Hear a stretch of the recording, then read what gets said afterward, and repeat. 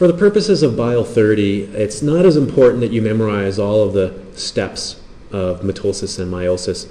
It's more important that you can kind of compare the major differences between the two processes. So that's what we'll talk about in this slideshow. Overall, here's what we're looking at. Here's mitosis and here's meiosis. Some basic differences that we can see right away. Mitosis involves one division. So one cell divides to form two cells. In meiosis, I have two divisions. So that original cell will divide once, and then each of those cells are going to divide to make four cells. So two cells and four cells.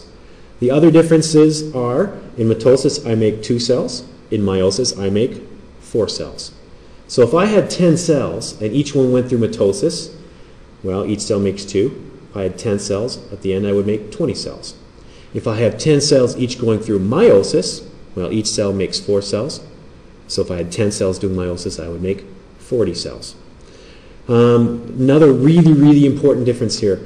In mitosis, I have diploid cells dividing to make two diploid cells. The cells I make have the same number of chromosomes. Meiosis, on the other hand, is reduction division. That means I have made cells that have half the number of chromosomes as the one I started with. Those are the major differences between meiosis and mitosis.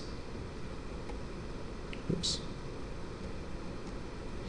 If we look at the two processes side by side, we can again notice a couple of minor differences.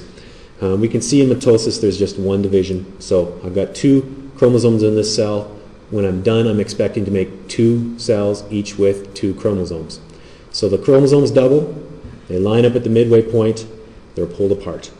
Okay, so that's mitosis, one division. In meiosis, of course, there's two divisions. So I've got two chromosomes in this cell.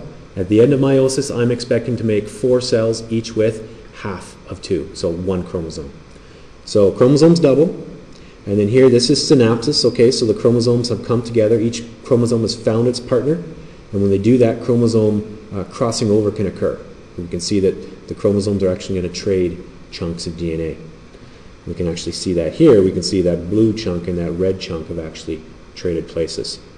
So here is the first division. Okay, chromosome partners are pulled apart, and then here I've made two cells. So that's meiosis one done. Now I've got two cells, each with one chromosome.